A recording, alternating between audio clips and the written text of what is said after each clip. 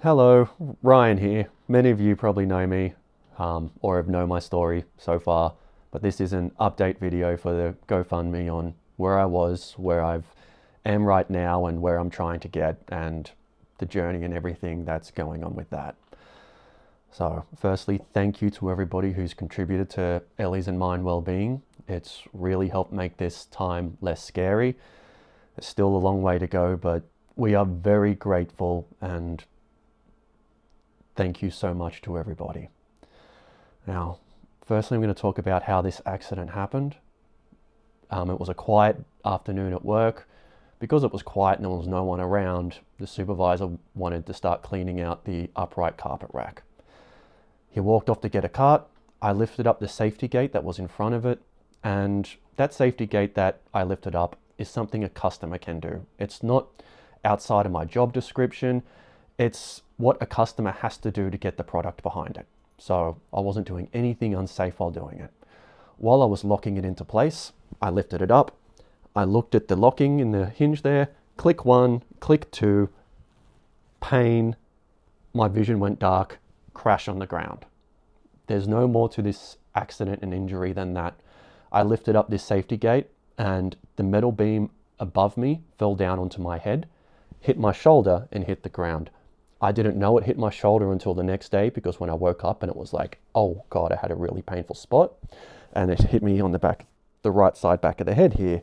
So immediately afterwards, I, walked backwards and forwards trying to walk it out going, what the hell just happened? And I called the manager, said a metal beam just hit me on the head. Within 1 minute, people were back there. They took photos. They walked me to the office. I sat in the office with multiple ice packs on my head, giving my statement for their workers' comp. And then Ellie picked me up and took me to the hospital. I was diagnosed with a concussion and whiplash, and then sent home to deal with all the symptoms of, the dizziness, the nausea, everything was pretty typical for a steel beam falling on your head. So I was at home for a few days. Initially, I thought I'll be right by the end of the week, but 3 days later, we went back to urgent care because I hadn't improved at all. And then, same thing. Yep, it's a concussion. So then I called my healthcare provider, Alina. I said, hey, I need an appointment. I had just moved and been in really good health, so I hadn't had a primary doctor, or a GP, as they call them in Australia. I just called them up and said, hey, I want, the earliest appointment. I went and saw my new primary now. She sent me to Courage Kenny, which is a rehabilitation institute for brain injuries and lots of other injuries, and started off with physical therapy. They tested my eyes. They're like, no, you need occupational therapy as well. Started off with occupational therapy, was going to that once a week, trying to get, everything working again. With my rehab exercises, I get these exercises from Courage Kenny and then turn them into a program with the help of my wife, Ellie. They include, gaze stabilizations, where I'm looking at something and moving my head, nodding my head up and down, all while my feet are half tandem, or trying to push it onto one foot to help my vestibular system, holding a card in front of me and twisting my body while looking at that card, moving my fist around and getting my eyes to go look on the fist and then move it into certain spots, and then nod my head around to stretch the muscles around my eyes, looking at something in the distance with my thumb and then back to my thumb. That works my convergence and divergence, and then a bit closer. Then I get a Brock string and then try and push that convergence and divergence, because that's one of the most common things after a concussion, one of the most common visual issues after a concussion, and but one of them easiest to fix. And I have a lot of these little flags that I've planted in the ground out in the backyard that is for the same type of exercise. I look at these flags and try and focus on something while trying to see what is in my peripheral vision, because focal binding is when you look at something and then you just get tunnel vision and it closes in on it. And that's hard to work when, you've got so many issues with your vision and moving your eyes and your brain, and you just got to try and do these exercises to try and fix all this stuff that's going wrong with your brain. And every time I've progressed in some ways and my exercises have changed, Ellie has gone back and tweaked the program, and, she's been my rock through all of this. I was hoping we'd get a few more good years together before she had to pull out the sickness in health card, but she's been phenomenal in helping me recover. And she's always been positive of my recovery, even when I'm down about it. I had these glasses prescribed to me by Bright Eyes Neurooptometry. These are prism glasses, and they're supposed to help my eyes do what my brain can't make them do. And that's supposed to help cut down on headaches. And they have cut down on headaches. Example, I was in the Minneapolis Institute of Art, walking around very slowly, trying to take things in. I looked that way, I looked that way, I looked that way, all very slowly. Then it felt like someone hit me on the head with a broomstick. But since these glasses, those types of headaches, which I would have all the time just from simple movements and motions and doing things, have more now subsided into a painful rolling wave. So it's a lot more manageable when you're doing something and the headache, gives you an indication that it's coming on, that it rolls on, and, it hits a painful peak. So it's like, oh, here it goes. Yep. So it's improved my quality of life that I'm able to, not feel like someone's hitting me in the head with a broomstick. So these glasses have been a great help for that. I've been seeing Revive Chiropractic for my neck issues, because my neck, I had whiplash and my neck was very tender. I had a much less range of motion going this way than I did that way because of, the trauma to my neck and shoulder area. And they've been phenomenal at helping me as well. They're the only one outside of, the whole aligner care package that have been helping me. But when I spoke to my concussion specialist about, hey, I'm going to a chiropractor, she said, yes, keep doing that. My concussion specialist said I am a poster child for my recovery because she said, nobody does what I'm doing. I've created these programs and that I've been doing for months. I take the exercises that they give me and try and push myself in the ways that she said that people don't normally do. So that's been really big when I have months of rehab and notes and everything going on with my life, and I go, hey, what more can I do? And they're like, you're doing everything you can. You're a poster child for recovery. This is all normal for a brain injury. I've made a lot of progress, but I've still got a long way to go. Some days I can function and do some basic chores and tasks like cooking a simple meal. I still can't cook complicated meals. I tried cooking waffles from scratch one morning. I tried cooking in the morning, so all my symptoms were not worn me out throughout the day. I set the burglar alarm off. I burnt things. I burnt myself. I burnt the waffles, smoked up the house, just from trying to cook waffles. Before this accident, I had a very active and fulfilling life. I was pretty happy.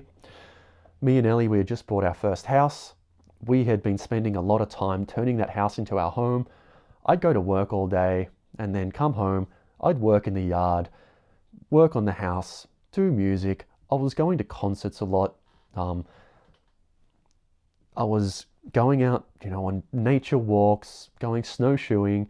I'm the kind of person that after going for a snowshoe around Afton Park in miles of, rugged terrain, towards the end of it, me and my friend that we were snowshoeing with, our partners, we saw 4 feet of snow through a field and we're like, want to have a race? And we just busted out into a sprint in the middle of a field just for fun after already hiking for miles. And that's the kind of energy and life that I had. I would go to work and then come home, and one time I built a garden until 11 o'clock at night and then went to work the next day. Me and Ellie were always going on road trips. We'd go up to Duluth, spend time up there, hiking along the North Shore. We've been to about 25 different states in the United States going on road trips. I'd take photos, we'd adventure together. We were just living our best lives. And then this accident happened, and now I can't make music like I used to. All the flashing lights and the eye movements ends up giving me a migraine and making me feel nauseous. In the earlier days, I tried, and after 10 minutes I had a severe migraine. But even yesterday, I did music for 2 1-hour stints, and that increased my nausea that I was throwing up in the back of my throat last night. And I'm still feeling a bit rough from that today. I can't work on the yard like I used to. I loved working on the yard. I had a blank canvas that we were turning into our own little paradise, full of birds, animals. It was a lovely place that was ours. And now I, get headaches just from trying to give the cat a treat or trying to do basic chores. At the cat shelter, I was always happy to do more. Me and Ellie would take the 2 biggest rooms. I would sweep, mop, move furniture, do all the litters, and those big rooms would have, sometimes 3 to 4 cats, sometimes up to 12 in those 2 biggest rooms. And if we were short-staffed, I was always happy to do more because all you're doing is cleaning up after cats and helping them find their homes. But now, when I go to the cat shelter, all I can do is I scoop the litter and I do the food and water in a small room with Ellie. And even when I'm doing the food and water, I'll pick up the food and water bowls and then my mind just goes blank and I stand there looking at them and Ellie has to remind me, you were doing the food and water. And she has to snap me back into it to what I was doing. And I can't go to concerts like I used to. I was always going to concerts. One of the, I moved here from Australia where the music scene isn't anywhere what it is like here. There's an abundance of music here compared to where I'm from. And it's, one of the real big pros of moving over here is just that there's always music on and that I can always go and have a good time. But now, the first time I tried to go to a show, about 2-3 months after my injury, it was a band I'd already seen, and so I'd already had experience with them.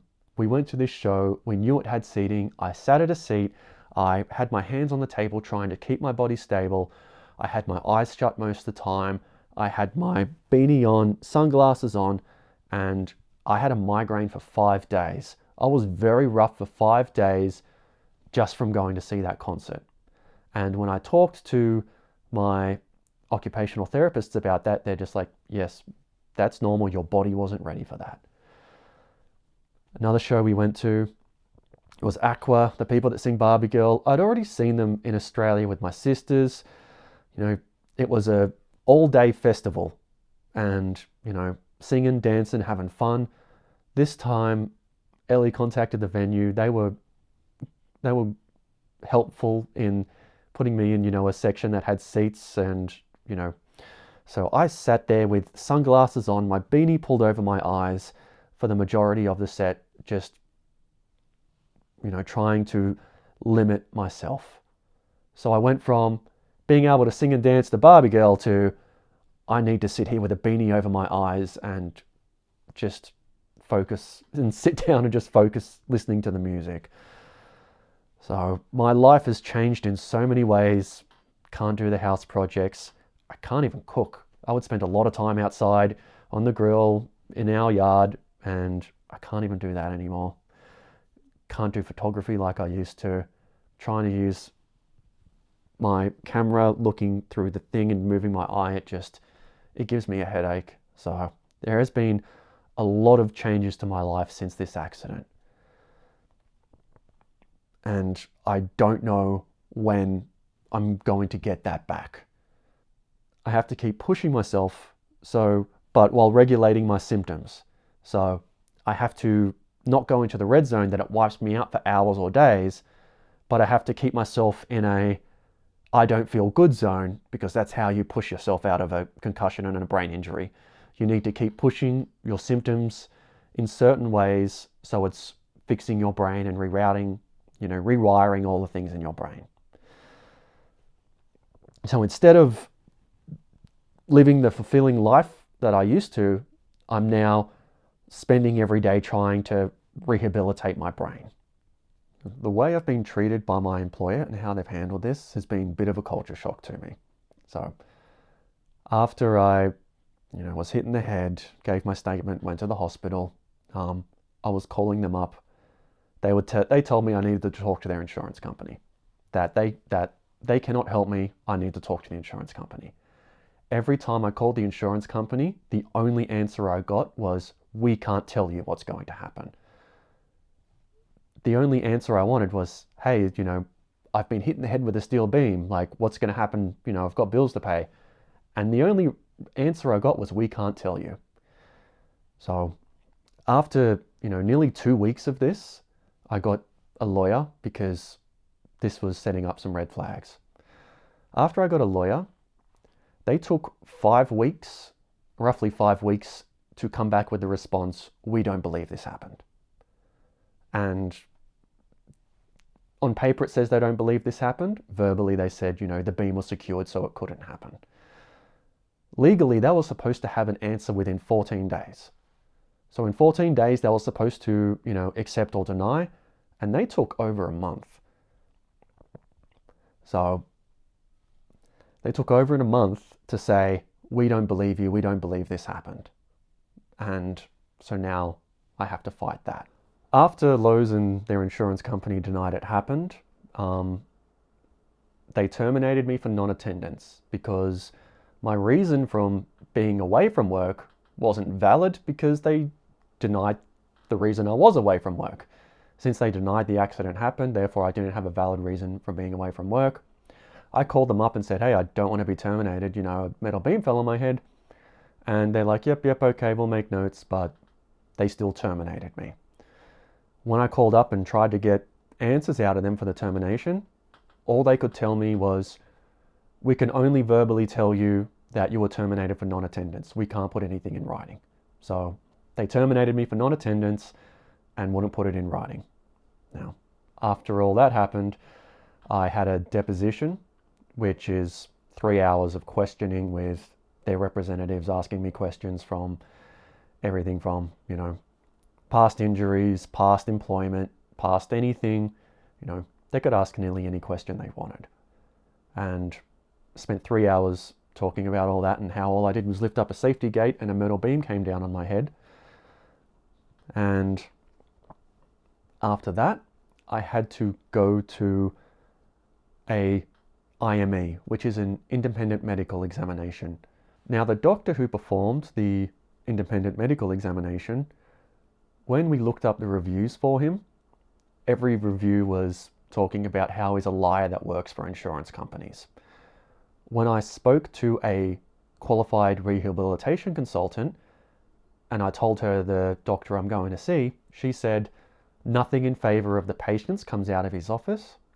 And when I spoke to my concussion specialist before the appointment, relaying my concerns to her, she said, he is going to talk to you, say you were fine after 6 weeks and that you should have been back to work after 6 weeks and there's nothing wrong with you.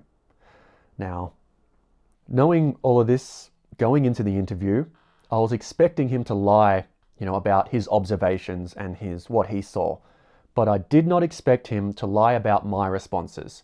He lied about my own words that came out of my mouth, and that was pretty shocking to me.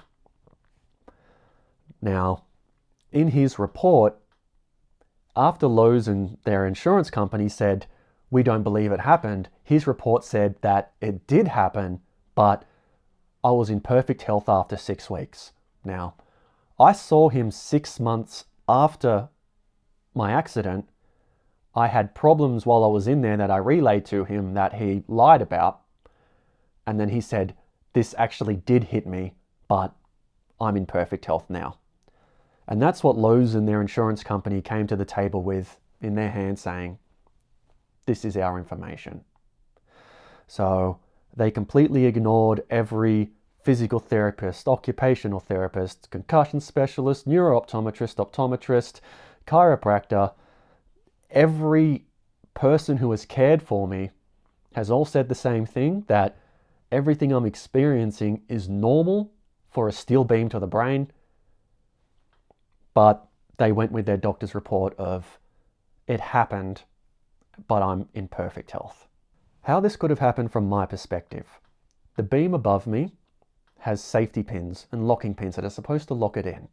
All I did was lift up a safety gate, and if that beam wasn't locked in, and my safety gate arm hit that beam, it would have fallen out.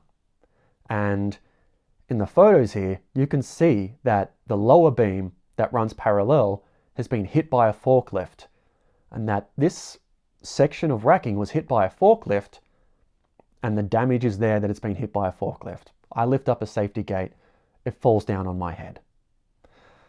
6 months later, we went to the store just to get some photos, and that damage was still there. That damaged racking isn't even an issue. That damaged racking below a beam that fell out and hit me on the head 6 months later isn't worth fixing. I tried to call OSHA about it, and that was a bit of a culture shock too. They're supposed to be, a health and safety, oversight for worker safety. And they said, one, I am a disgruntled ex-employee, so they can't investigate. Two, when I pushed them a bit on it and I said, it's still damaged, and, this fell out and hit me, what if it falls down and hits a child and kills them? Their response was, if it kills someone, then we will investigate. And then when I was trying to push it even further, they told me that when we investigate, companies lose money. Like that was a valid reason for not investigating. Even when they gave me an email address to email things to, I emailed them a photo of the damaged racking, and they said, we cannot tell if it's safe from a photo, and you have already been told that you are an ex-employee and we cannot investigate. So that's pretty shocking to me that I lift up a safety gate, a steel beam falls on my head, and the health and safety oversight, organization says if it kills someone, then we will do something about it. And you can even send them evidence saying, look, this is damaged. 6 months later, it's damaged. This fell out on my head. And no, you're an ex-employee, so go away. So that was a pretty big culture shock to process for that one. I have worked in a few dangerous environments over the years that have many different dangers.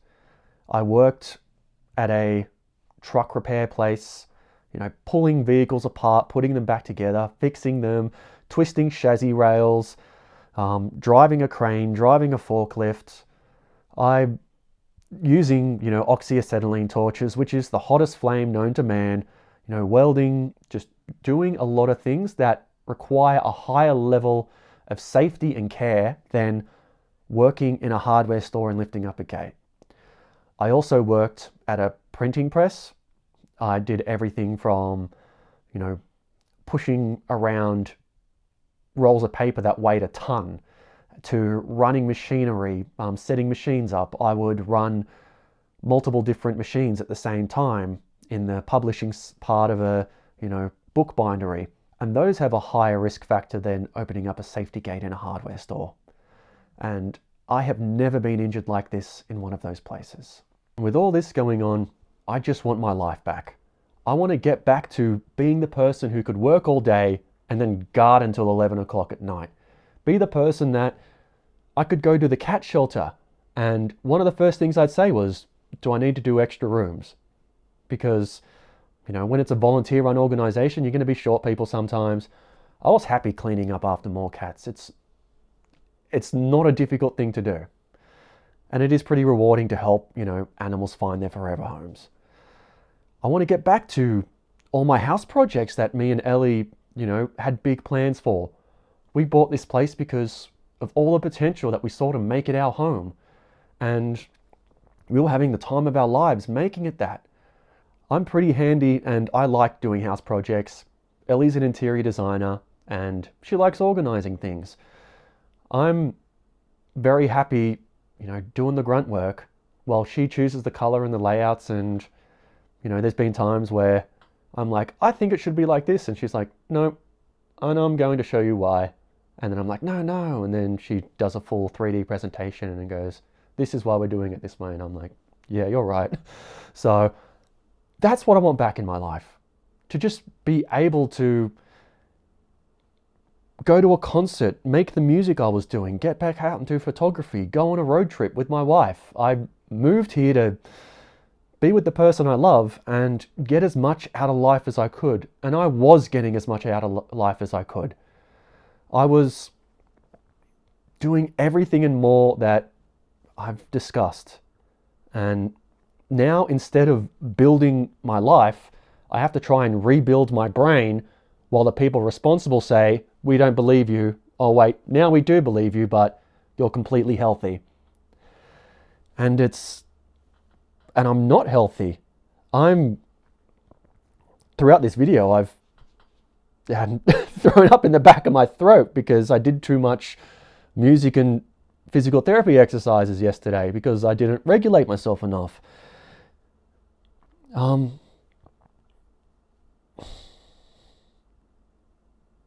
So, thank you to everybody who's contributed to our well-being. I don't know what the future holds, but I do have a lot of really educated people in my corner. My neuropsychologist said he will get on the stand for me, and that, it's because my brain is on overdrive, just moving my head, my eyes, and keeping upright, that everything is going funky.